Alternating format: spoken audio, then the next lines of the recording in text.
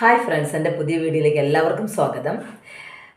അന്തരിച്ച കഥാകാരൻ MT വാസുദേവൻ നായർ ഇന്നും സോഷ്യൽ മീഡിയയിൽ ഒരു ചർച്ചാ വിഷയമായിക്കൊണ്ടിരിക്കുകയാണ്. അദ്ദേഹത്തിൻ്റെ സ്വകാര്യ ജീവിതമാണ് എല്ലാവരും ചർച്ച ചെയ്യുന്നത്.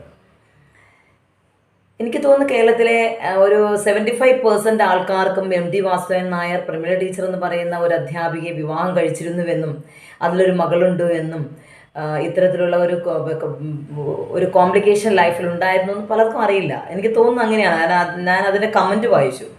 ആ കമൻറ്റിലൊക്കെ ഇങ്ങനെയൊക്കെ ഒരു ജീവിതം ഉണ്ടായിരുന്നു എന്നൊക്കെ പലരും ചോദിക്കുന്ന കണ്ടു. പക്ഷേ എൻ്റെ കൂടെ ഒരു മേഴ്സി ടീച്ചർ ഉണ്ടായിരുന്നു പണ്ടേ.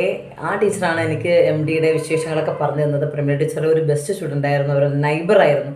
അതുകൊണ്ട് തന്നെ പ്രമീള ടീച്ചറോട് അത്രയധികം ഇഷ്ടവും ആദരവും ഒക്കെ ഉണ്ടായിരുന്ന ഒരു വ്യക്തിയായിരുന്നു മേഴ്സി ടീച്ചർ. അപ്പോൾ അതുകൊണ്ട് തന്നെ MDയുടെ സിനിമകളൊന്നും അവർ കാണാറില്ല.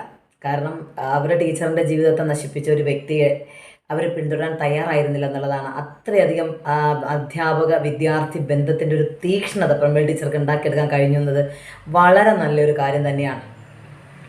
അപ്പോൾ MDയുടെ ജീവിതത്തിലേക്ക് സരസ്വതി ടീച്ചർ മകളുടെ ഒരു ഡാൻസ് ടീച്ചറിൻ്റെ റോളിലേക്ക് വരുമ്പോൾ ഡാൻസ് കഴിഞ്ഞ് വീട്ടിലേക്ക് പോകാൻ സമയം പ്രമീള ടീച്ചർ ഇൻസിസ്റ്റ് ചെയ്തോടത്രേ ഒന്ന് ബസ് സ്റ്റോപ്പിലോ വീടിൻ്റെ അവിടെ ഒന്ന് ഇറക്കി കൊടുക്കണമെന്ന് പറഞ്ഞ് അത്രയധികം ഒരു കെയർലെസ് ആയിട്ട് കണ്ടു ആ ബന്ധത്തെ. പക്ഷേ അത് സ്വന്തം ജീവിതത്തിൻ്റെ അടിത്തറ ഇളക്കി കളയുമെന്ന് ടീച്ചർ ഒരിക്കലും കരുതിയിരുന്നില്ല എന്നുള്ളതാണ്. അത് വളരെ ചർച്ചാ വിഷയമായി. കോളേജിലും മറ്റ് സ്റ്റാഫും നാട്ടുകാരും ഒക്കെ അത് ടീച്ചറോട് പറഞ്ഞത് പ്രശ്നമാക്കുമ്പോൾ അതൊരു വീട്ടിലൊരു വലിയ വിഷയമായി.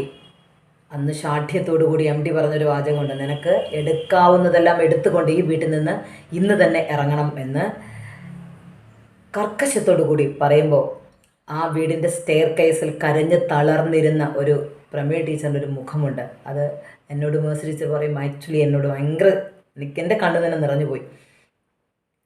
പിന്നെ നിവർത്തിയില്ല, വീട്ടിൽ നിന്ന് ഇറങ്ങിയേ പറ്റൂ. ഇന്നൊരു ദിവസമാണ് ലാസ്റ്റ് വാർണിംഗ് കൊടുത്തിരിക്കുന്നത്. അപ്പോൾ നിനക്കെടുക്കാവുന്നതെല്ലാം എടുത്തുകൊണ്ട് ഇറങ്ങണമെന്ന് പറഞ്ഞ പ്രമീള ടീച്ചർ ഇറങ്ങാൻ സമയം പറഞ്ഞു, ഞാനൊന്നും എടുത്തിട്ടില്ല. വാസുവേട്ടൻ എനിക്ക് തന്ന മന്ത്രകൂടി മാത്രമേ ഞാൻ ഈ വീട്ടിൽ നിന്ന് എടുത്തിട്ടുള്ളൂ. എൻ്റെ മകളെയും ഞാൻ കൊണ്ടുപോവുകയാണ്. ആ മകളെപ്പോലും വേണമെന്ന് അദ്ദേഹം പറഞ്ഞിട്ടില്ല. ശാഠ്യം പിടിച്ചില്ല.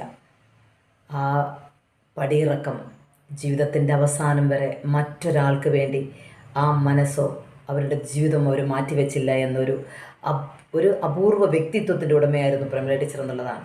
മരണാനന്തരം ഒന്ന് കാണണമെന്ന് പറഞ്ഞിട്ട് പോലും ഒരു ദ്രോഹവും ചെയ്യാത്ത ടീച്ചറെ പോയി കാണാൻ ഈ മനസ്സ് എന്തുകൊണ്ടാണ് 90കളിൽ അല്ലെങ്കിൽ 80കളിലാണ് പ്രമീള ടീച്ചർ, MDക്ക് 80 വയസ്സുകൾ ഉള്ളത് സമയത്താണ് പ്രമീള ടീച്ചർ ഈ ലോകത്തോട് വിട പറയുന്നത്. ആ സമയത്ത് പോലും ആ ശൗര്യം അവസാനിച്ചില്ല എന്നതാണ് MDയുടെ ഒരു ഏറ്റവും ക്രൂരമായ ഒരു സ്വഭാവങ്ങളിലൊന്നെന്ന് എനിക്ക് തോന്നുന്നു.